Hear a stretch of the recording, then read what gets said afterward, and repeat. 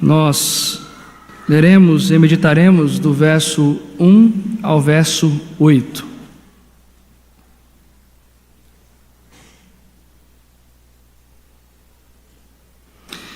Quero pensar com os irmãos sobre soberania e responsabilidade. Mais uma vez, soberania e responsabilidade. Esther, capítulo 5, versos 1 a 8.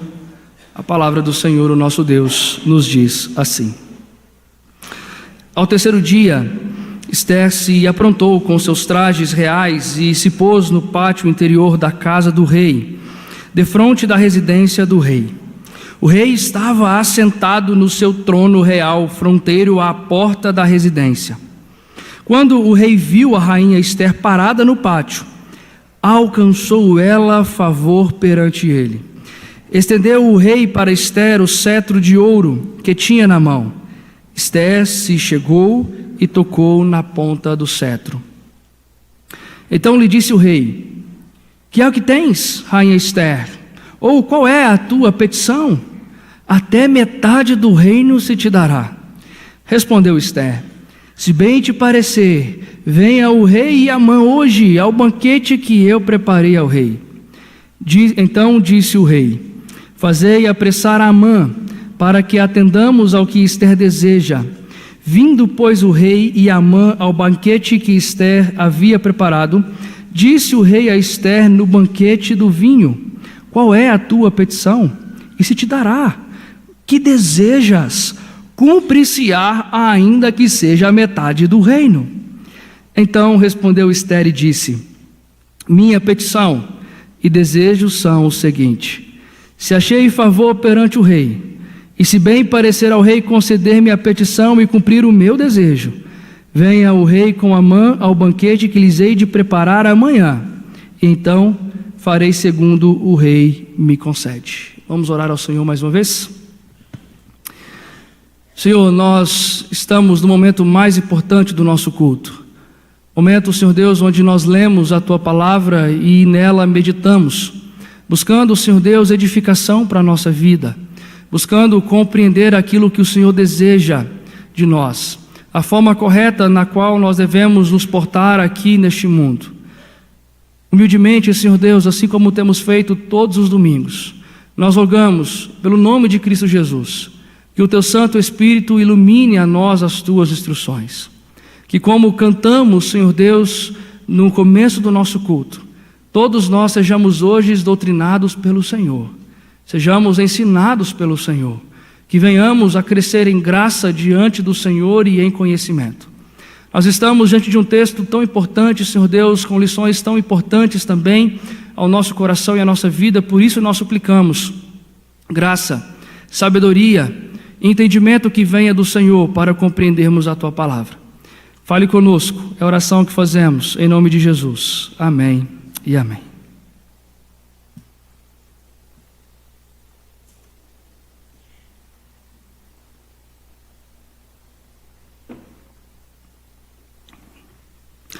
Um dos grandes mistérios da teologia e podemos dizer também da nossa vida aqui neste mundo é a relação entre a soberania divina e a responsabilidade humana.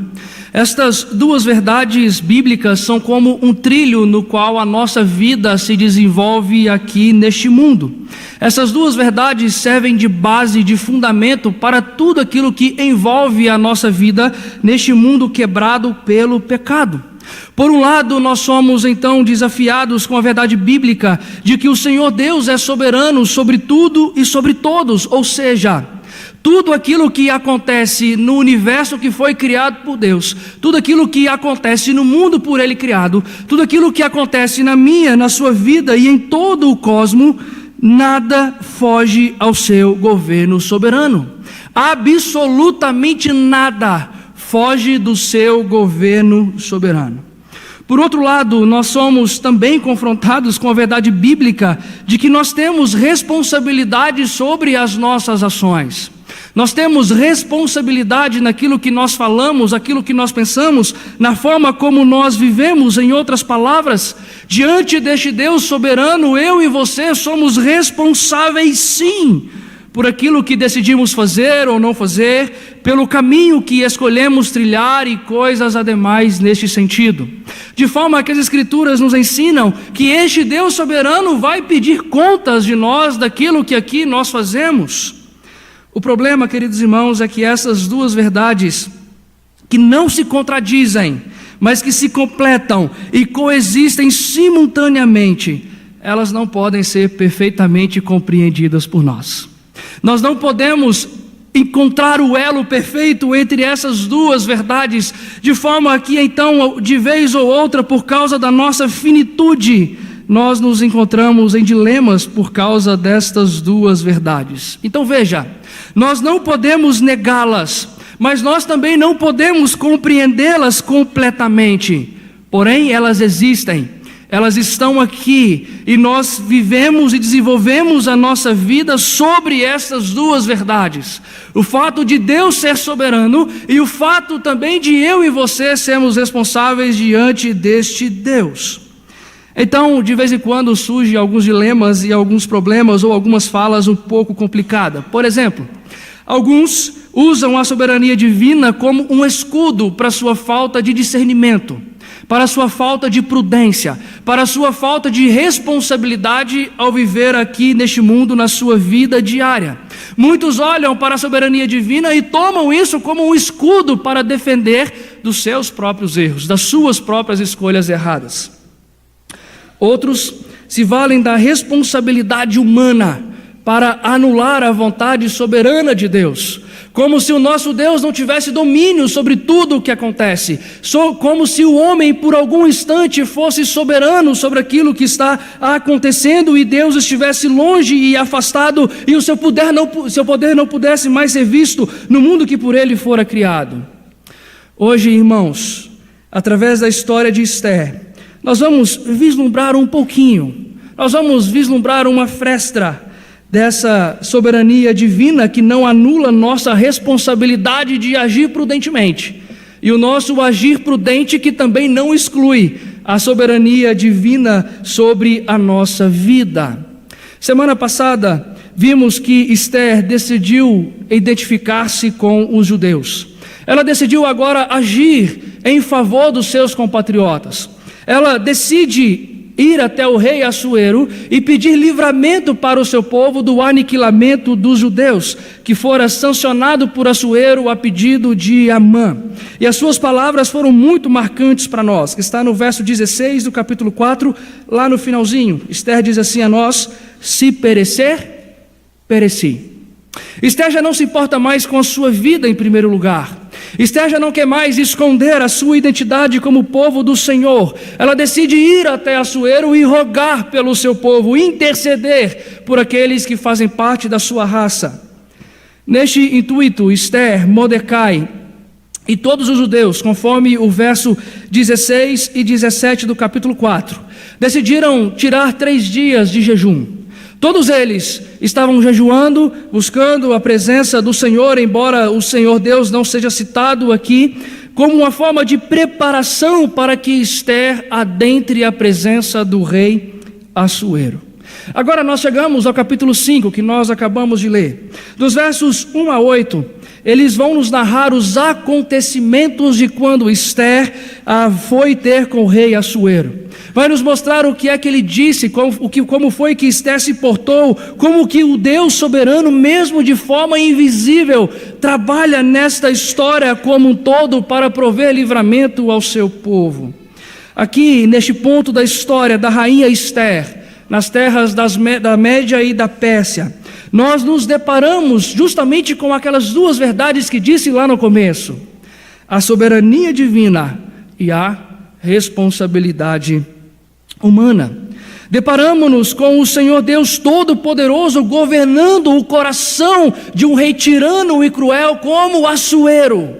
Deparamos-nos também com Esther agindo de forma prudente, de forma responsável, de forma sábia, para de alguma forma conseguir de Assuero aquela que era a sua missão: o livramento para os judeus das mãos dos seus inimigos. Portanto, há duas lições que precisamos aprender ao lidarmos com os inimigos do povo do Senhor, e Esther aqui nos ensina isso. A primeira delas, a confiança na soberania divina, e a segunda delas, o agir prudente dos servos de Deus. Nós vamos começar entendendo a primeira delas, a confiança na soberania divina. Vou pedir aos irmãos que leiam todos juntos mais uma vez o verso 2. Diz assim a nós: quando o rei viu a rainha Esther,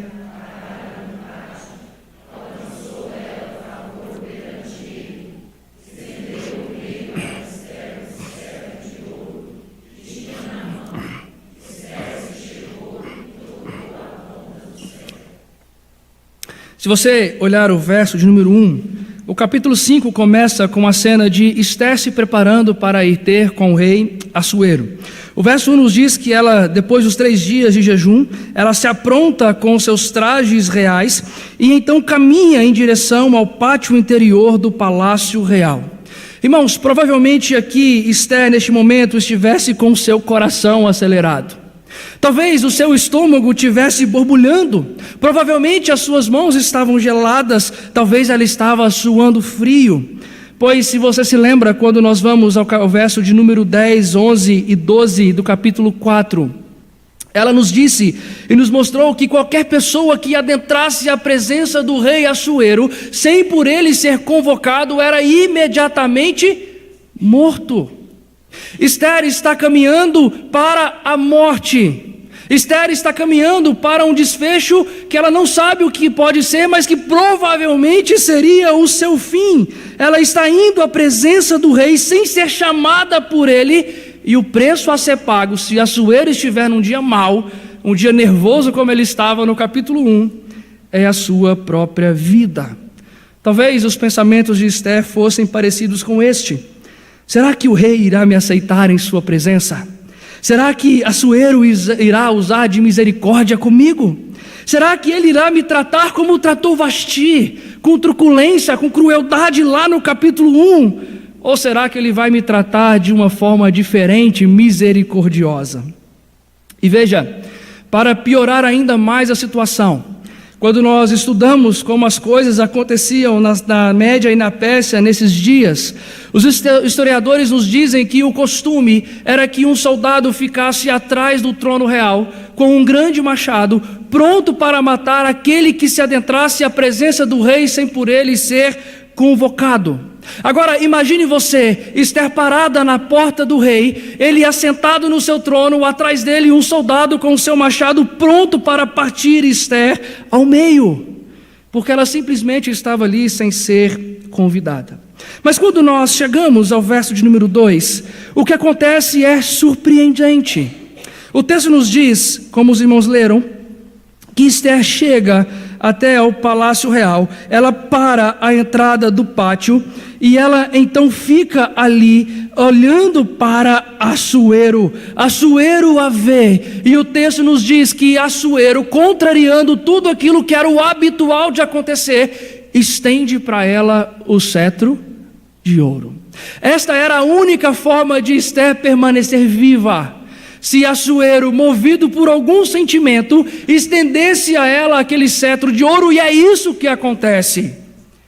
Esther vê a sua rainha e estende para ela o cetro de ouro, permitindo a sua entrada em sua presença e, consequentemente, protegendo a vida da sua rainha. Então veja, assombrosamente, Esther alcançou graça aos olhos do rei. Quando nós lemos o texto, nós vemos isso de uma forma que Assuero está disposto, pasmem, dar à rainha Esther até metade de todo o seu reino. Os versos 3 e posteriormente o verso de número 7 nos diz que Assuero está disposto a dar à rainha Esther metade de tudo aquilo que pertencia a ele. Preste atenção, querido irmão, espantosamente, Esther não apenas continua viva e de pé, mas ela agora recebe um favor do rei, que deseja não apenas ouvi-la, mas o coração do rei está tão disposto, tão voltado para Esther, que ele promete dar a ela até metade do reino, se ela pedir. Mas deixa eu te lembrar de alguns detalhes interessantes. Se você voltar mais uma vez ao capítulo 4, verso de número 11, você vai ver que Esther havia dito a nós que já fazia 30 dias que o rei não desejava vê-la. 30 dias que o rei não desejava ter ela em sua presença. E agora o rei simplesmente está disposto a dar tudo, metade de tudo que ele tem para ela. Algo fantástico estava acontecendo naquele momento. Algo que para mim e para você pode parecer normal, mas para a Pérsia não era. Para os cidadãos debaixo do poder de Assuero não era. Era algo que iria repercutir por toda a terra, por toda a Média e a Pérsia naqueles dias. Vamos fazer uma retrospectiva para que você entenda o quão impressionante é esta cena aqui que nós estamos acabando de ver. Por exemplo, por descumprir uma ordem do rei, Vasti, lá no capítulo 1, ela foi destituída do seu cargo de rainha e ela foi proibida de entrar à presença do rei Assuero. Ela nunca mais poderia estar na presença do rei. Agora preste atenção, Esther está também quebrando uma lei. Esther está quebrando uma lei da Média e da Pérsia, porém ela é aceita por Assuero. Porém o coração de Assuero está voltado para ela como não esteve para Vasti, lá no capítulo 1. No capítulo 1 nós vimos que Assuero tiranamente havia tirado tudo que Vasti tinha. Tudo o que ela era. Assuero havia feito de Vasti inimiga do reino. Por onde Vasti fosse, ela estava cancelada dentro do reino de Assuero. Mas agora ele está disposto a dar metade do reino para Esther, que acabara de descumprir uma lei persa. O livro começa também no capítulo 1, com o rei Assuero fazendo banquetes para mostrar a sua glória, para mostrar a sua honra. Lembra? Foram 6 meses de Assuero bancando vinho, comida, tudo que havia de melhor, para mostrar aos seus súditos: eu sou o grande rei, eu sou poderoso, eu sou forte, eu sou rico, todo o poder e domínio está nas minhas mãos. Mas agora Assuero está disposto a dar metade de toda a sua glória para Esther. Ele passa 6 meses se vangloriando e agora simplesmente quer abrir mão da metade de tudo que ele possuía. Nos capítulos 3 e 4 nós vimos que Assuero permitiu o decreto do aniquilamento de todo o povo judeu debaixo do seu poder, sem os judeus terem desobedecido nenhuma de suas ordens, não terem feito nada para merecer aquilo. Entretanto, agora ele decide agir com misericórdia, com graça e compaixão com Esther, que desobedeceu a ele, que afrontou a sua lei. Mas o rei Assuero está com o coração voltado para Esther. Quando nós entendemos tudo isso, a pergunta de 1 milhão, a pergunta que não quer calar é: por quê? Por que o rei Assuero está agindo desta forma, tão graciosa, tão misericordiosa, tão bondosa, tão amorosa, se ele está habituado a agir com crueldade, com tirania, com truculência? Qual é a razão, qual é o motivo, o que está acontecendo no coração daquele homem? A resposta, irmão, é aquilo que nós lemos em Provérbios capítulo 21, verso 1, que nos diz assim: como ribeiros de águas, assim é o coração do rei na mão do Senhor. Este, segundo o seu querer, o inclina. Ou seja, a resposta é o fato de que Deus é quem governa o coração de Assuero. Assim como Deus governa o coração de todos os homens, inclusive dos mais poderosos, Deus governava o coração de Assuero. Assim como no passado ele havia endurecido o coração de Faraó quando pediu para que seu povo fosse libertado da escravidão, aqui agora em Esther ele não está endurecendo, ele está amolecendo. Ele está pegando um coração truculento, maldoso, cruel e transformando em um coração doce, amoroso e afetivo para com Esther. O que está acontecendo aqui é que o Deus soberano está intervindo na história de Esther, na história dos judeus ali na Pérsia, amolecendo o coração de Assuero, fazendo-o sentir afetos compassivos e graciosos por Esther, dispondo o seu coração para aceitar e conceder aquilo que era o desejo de Esther. Nós não vemos Deus agir, o seu nome não está relatado aqui, mas lembra que é assim que Deus age no livro de Esther. Do capítulo 1 ao capítulo 10, nós não vemos o seu nome ser citado, mas não quer dizer que nós não vemos a sua ação, não quer dizer que nós não vemos a sua mão invisível trabalhando no coração e na vida daqueles que estavam ali na Média e na Pérsia. Deste modo, nós vemos a soberania divina em ação, governando, inclinando soberanamente o coração de Assuero para aquilo que é a vontade do Senhor, o nosso Deus, como nós veremos mais à frente nos capítulos 8, 9 e 10, que era prover livramento para o seu povo. Esta, irmãos, é uma daquelas verdades das quais devemos sempre nos lembrar. Nós, como cristãos, como povo do Senhor, podemos e devemos sempre contar com Deus soberano agindo em nosso favor. É isso que os 3 primeiros versículos do capítulo 5 está nos ensinando. A nossa vida não está nas mãos do acaso, a nossa vida está nas mãos poderosas do soberano Deus. Os acontecimentos que nos cercam, muitas vezes que assolam e destroem o nosso coração, como o coração dos judeus estavam, com a morte iminente, com o aniquilamento chegando, todos os acontecimentos que nos cercam estão todos debaixo da soberania divina. Os inimigos que buscam nos devorar, que buscam nos destruir, que buscam nos ver sangrando por amarmos a Cristo Jesus, estão todos eles sob a poderosa e soberana mão divina.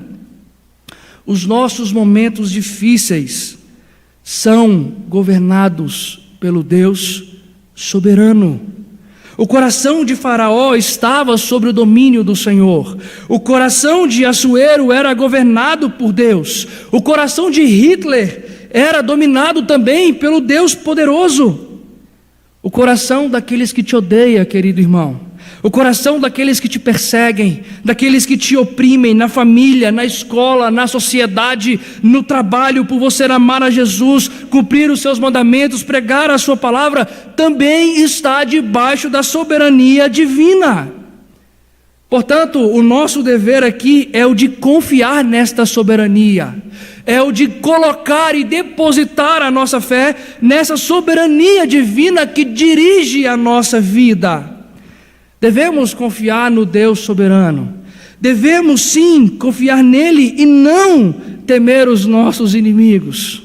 Nós devemos descansar a nossa alma na soberania divina, não nos escondermos com medo daquilo que os nossos inimigos podem fazer contra nós. Devemos viver nossa vida cristã assegurada no poder soberano de Deus, não viver uma vida de negação da nossa identidade cristã como povo redimido e salvo pela cruz de Cristo Jesus. Irmãos, foi neste Deus soberano que os nossos irmãos da igreja primitiva, como nós lemos em Atos, quando perseguidos e oprimidos pelo Império Romano, eles não retrocederam, eles não negaram a sua identidade, eles não blasfemaram contra Jesus, eles não abandonaram a fé no Senhor Jesus, ao contrário. O capítulo 4 nos mostra que eles ajoelharam, oraram, pedindo ao Senhor intrepidez e coragem para continuar pregando o Evangelho, mesmo que isso lhe custasse a vida em face da perseguição e da opressão. Desta forma, querido irmão, esteja atento. Negar a sua identidade como povo de Deus, no fundo, significa que você não crê verdadeiramente e nem profundamente na soberania divina. Isso significa que brincar de crente 007 na escola é o mesmo que dizer que você teme mais aos homens do que você teme ao Senhor. Esconder a sua identidade cristã no trabalho denota falta de confiança na soberania divina. Amoldar-se aos padrões mundanos, aos padrões caídos, terrenos e pecaminosos de sua família, para não revelar a sua identidade cristã, comprova que você ainda não possui uma fé firme e resoluta na soberania divina. Eu sei que o mundo em que vivemos não anda fácil. E eu sei também que o mundo não é dócil comigo e com você. Eu sei que o mundo que nós vivemos nos odeia e quer nos destruir. Ele quer nos ver de joelhos, pedindo rendição e negando o nome de Cristo Jesus e abandonando a nossa identidade cristã. É isso que os poderosos planejam. Eles se assentam, se reúnem para pensar como vão destruir a igreja do Senhor Jesus. Os estudiosos marxistas e ateus hoje maquinam suas ideologias diabólicas para de alguma forma minar, destruir e aniquilar os princípios da palavra do Senhor. Teólogos e pastores liberais ventilam aos quatro cantos do mundo, dentro da igreja do Senhor, heresias buscando enganar o povo de Deus, enredá-los com tradições humanas e levá-los para longe da graça divina. E eu sei que, assim como eu, você talvez muitas vezes se sinta pensativo, se sinta temeroso de onde tudo isso vai parar. Muitas vezes eu me assento com a Sara e nós olhamos para o Felipe e olhamos para o Tiago e pensamos: meu Deus, o que vai ser deles daqui a uns anos? Como será o mundo em que eles vão viver? Quais são os desafios que eles vão enfrentar? Quem será o tirano que vai tentar aniquilá-los por amar a Cristo Jesus? Todos nós pensamos, todos nós sentimos isso, todos nós temos esse temor em nosso coração. Porém, irmãos, somos todos hoje exortados a confiar na soberania divina, que dirige o mundo, que dirige a história da redenção, que dirige a história desta igreja, que dirige a minha e a sua vida. Então compreenda, viver corretamente nossa vida cristã neste mundo quebrado significa crer firmemente na soberania divina em nossa vida. Significa crer que quem governa a nossa existência é o Senhor Deus Todo-Poderoso. Mas há uma segunda verdade que nós precisamos entender: o agir prudente dos servos de Deus. Vou pedir aos irmãos que leiam todos juntos o verso de número 4. Vamos lá? A palavra do Senhor diz assim: respondeu Esther: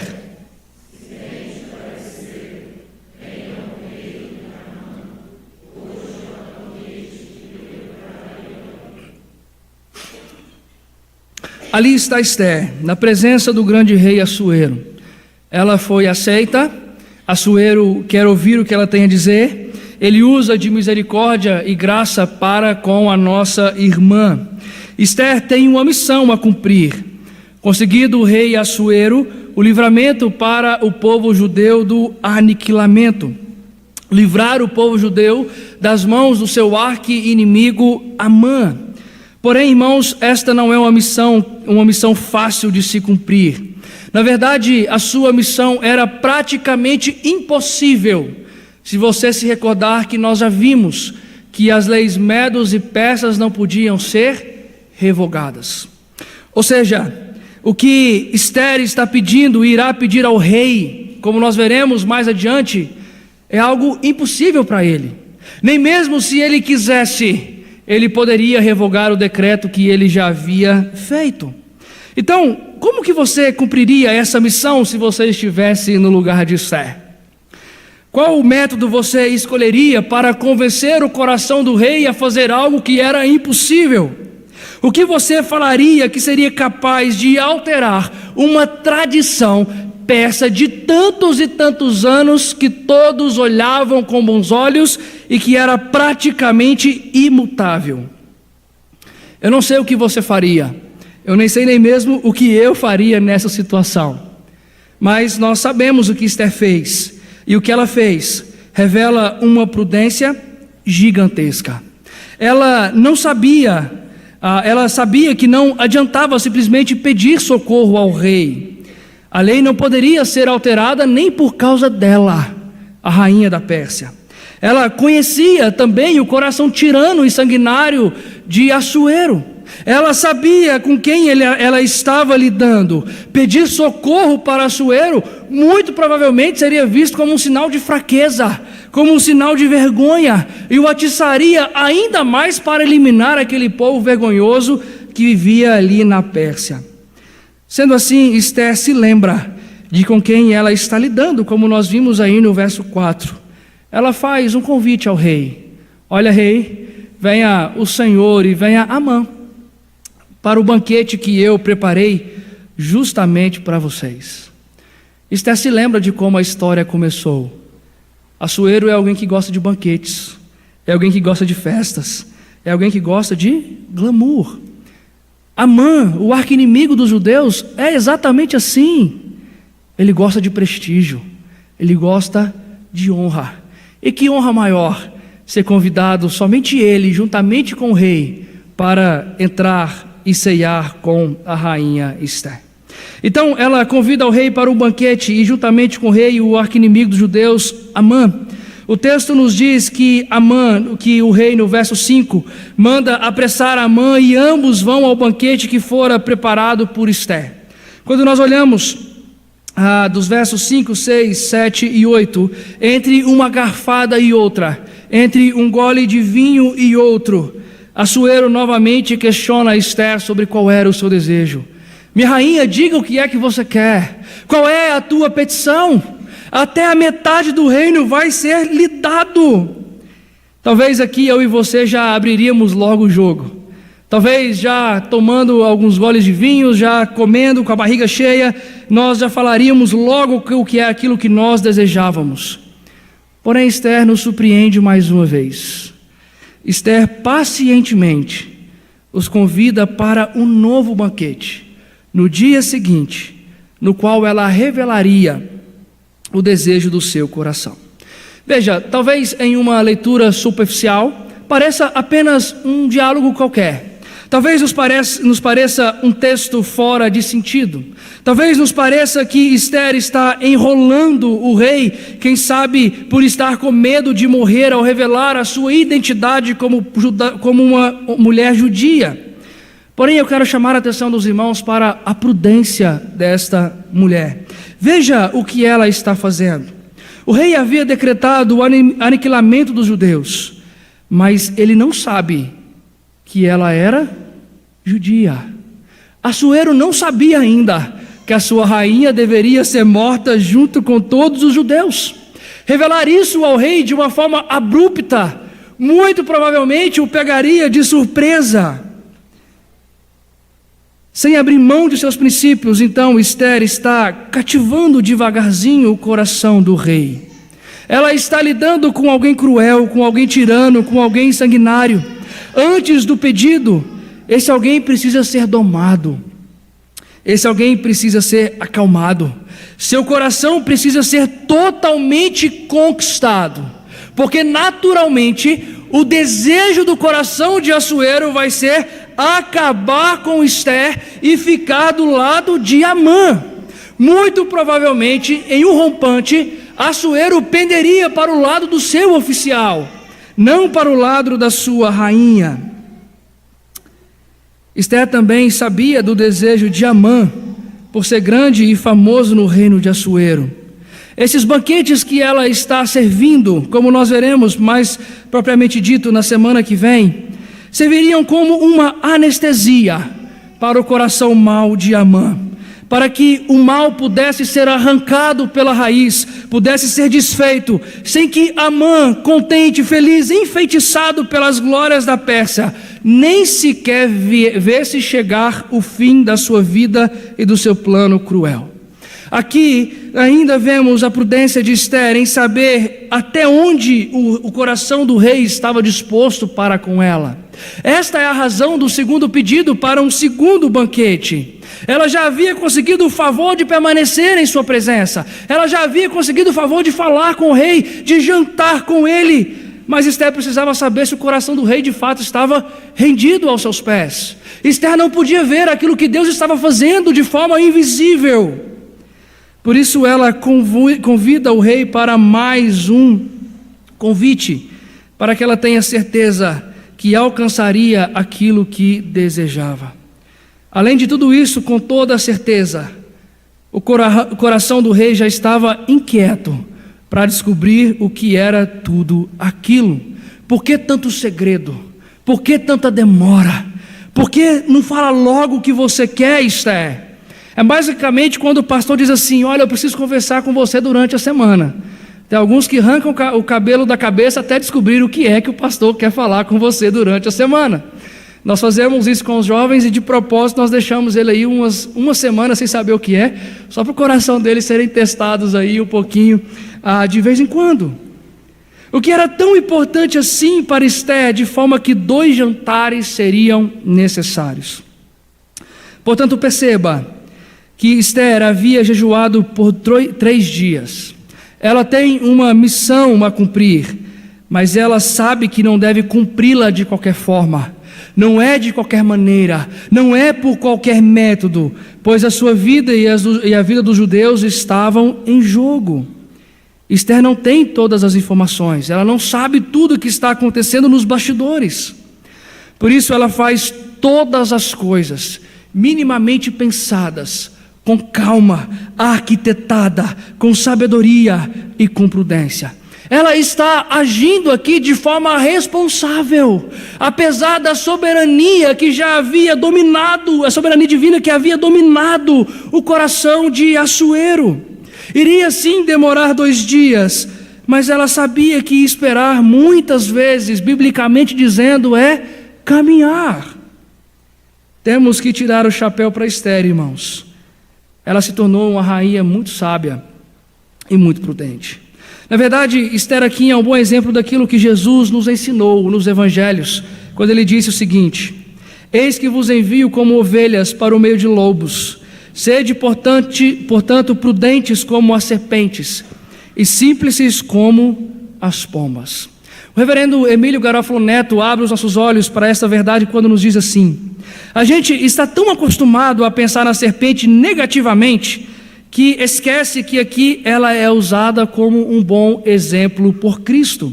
Um bicho que sabe a hora de ficar quieto, sabe a hora de se esconder, sabe a hora de atacar, sabe que tem muitos inimigos naturais e que precisa se proteger. E Esther é uma ovelha no meio de lobos, e a sua esperteza se mostra aqui.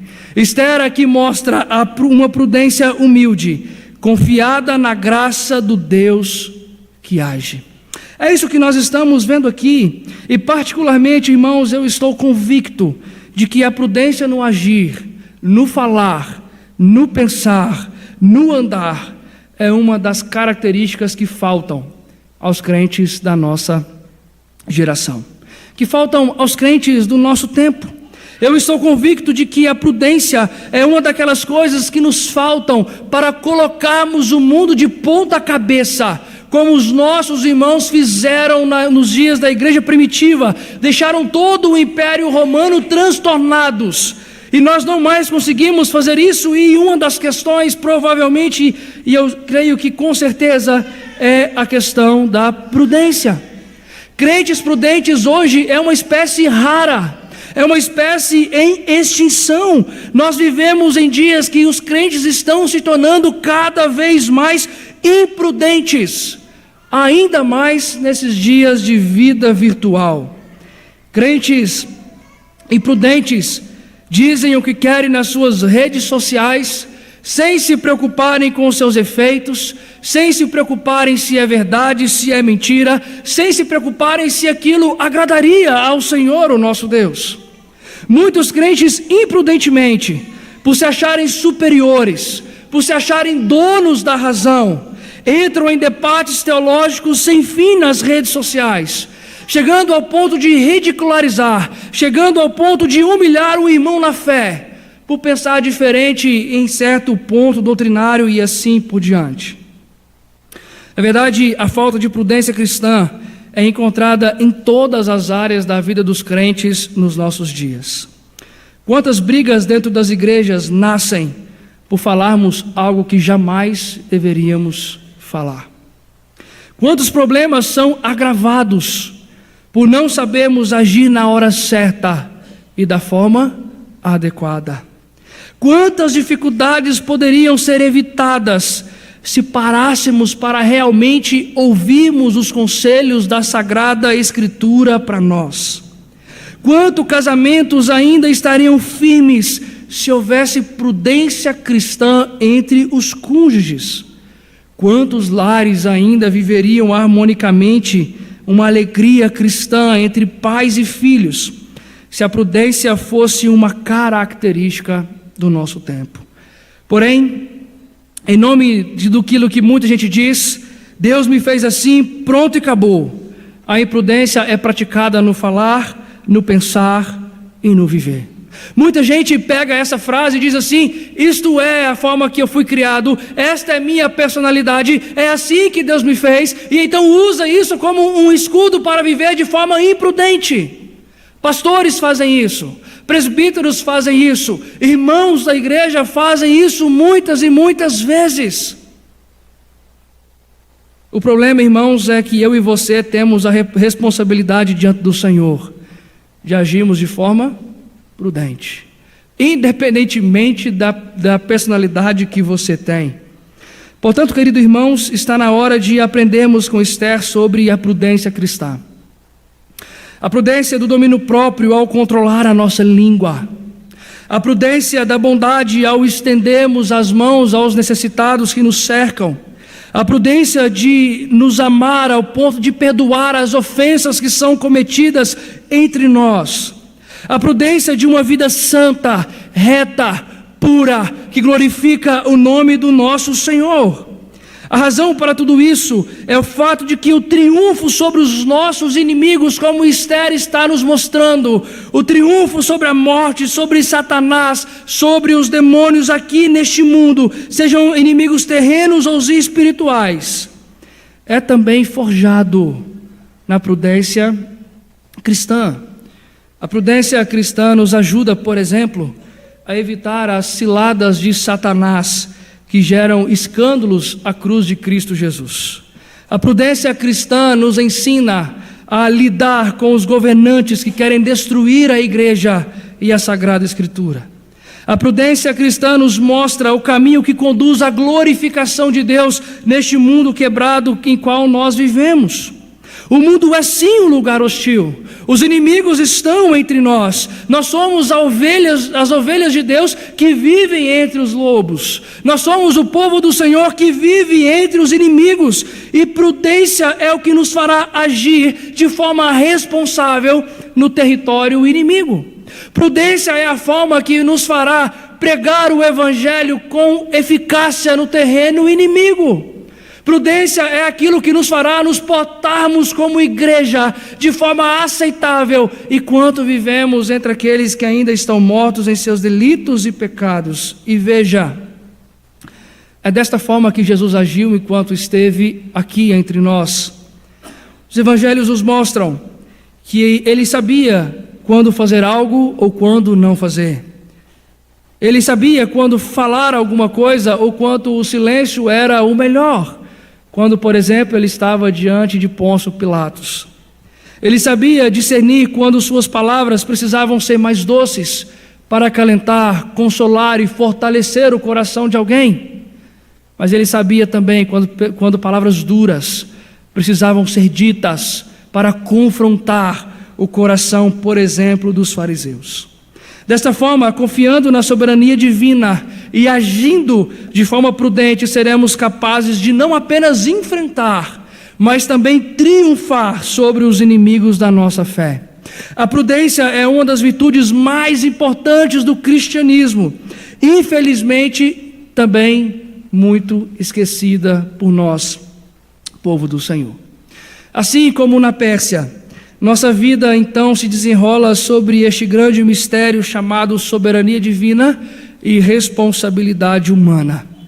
Por um lado, nós aprendemos hoje que devemos confiar no Deus soberano que governa tudo e todos, inclusive o coração daqueles que nos odeiam. Por outro lado, devemos viver de forma prudente, tomando consciência de que nós temos responsabilidades de agir de forma correta diante do Senhor, o nosso Deus.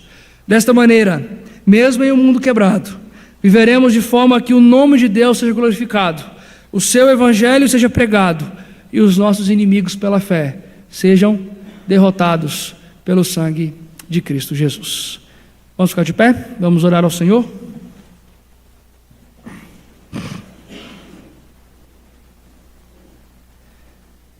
Senhor, nós nos colocamos diante de Ti nessa noite, suplicando ao Senhor que nos lembre sempre desta verdade. O Senhor é quem domina, o Senhor é quem está sentado em um alto e sublime trono. Nós não precisamos temer os homens, nós não precisamos temer Satanás, nós não precisamos temer o pecado e nem mesmo a morte, porque o Senhor domina sobre tudo e sobre todos. Nós temos inimigos, Senhor Deus, e Tu sabes melhor do que nós. Mas essa noite nós queremos que o nosso coração seja ensinado a confiar única e exclusivamente na Tua soberania. Olhando para o Senhor, o Deus soberano, sejamos capacitados, fortalecidos a triunfar sobre aqueles que nos odeiam enquanto Cristo Jesus não volta para nos buscar. Senhor Deus, nós rogamos ao Senhor sabedoria para agir de forma prudente. Sabedoria, Senhor Deus, para sermos crentes prudentes aqui neste mundo. Crentes que sabem a hora de falar, que sabem a melhor forma de se portar, que sabem, Senhor Deus, a hora de ficar calado, a hora de deixar de fazer alguma coisa. Crentes, Senhor Deus, que olhando para a Tua Escritura, entendam que nós precisamos ser prudentes, porque o Senhor há de nos pedir contas de todas as coisas. Faça de nós isto, um povo que confia na Tua soberania, mas que age prudentemente, enquanto aguardamos o retorno do nosso Senhor Jesus. Em nome de quem nós oramos, amém e amém. Nós vamos ainda encerrar o nosso culto cantando o hino 165, Cuidado Divino, nos lembrando desta verdade: é o Senhor quem cuida de nós a todo momento e a todo instante.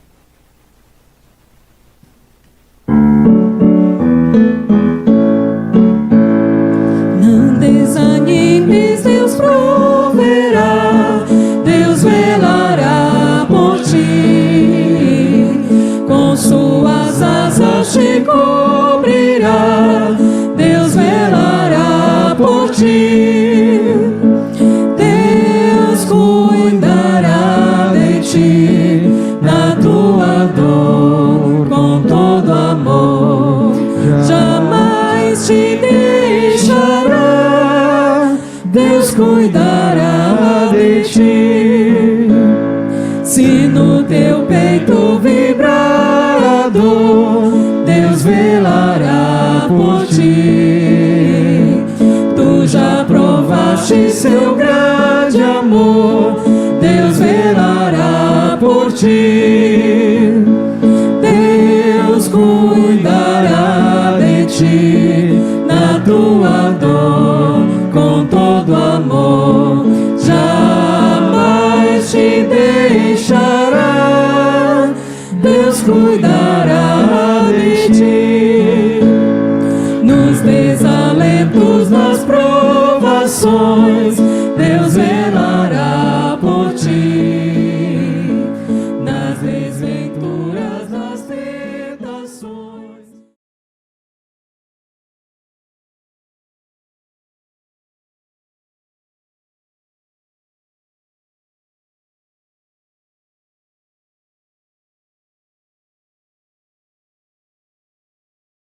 Deixará, Deus cuidará de ti. Como estiveres, não temas, vem, Deus velará por ti.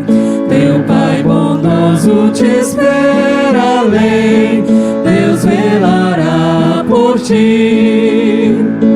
Deus cuidará de ti, na tua dor, com todo amor, jamais te deixará, Deus cuidará de ti. Agora, irmãos, que a graça e a paz de Cristo Jesus, o amor de Deus o Pai, as ternas e santas consolações do Espírito Santo do Senhor, sejam sobre vós, povo de Deus, hoje e para todo sempre, em nome de Jesus. Amém e amém. Uma ótima semana, Deus te abençoe, em nome de Jesus.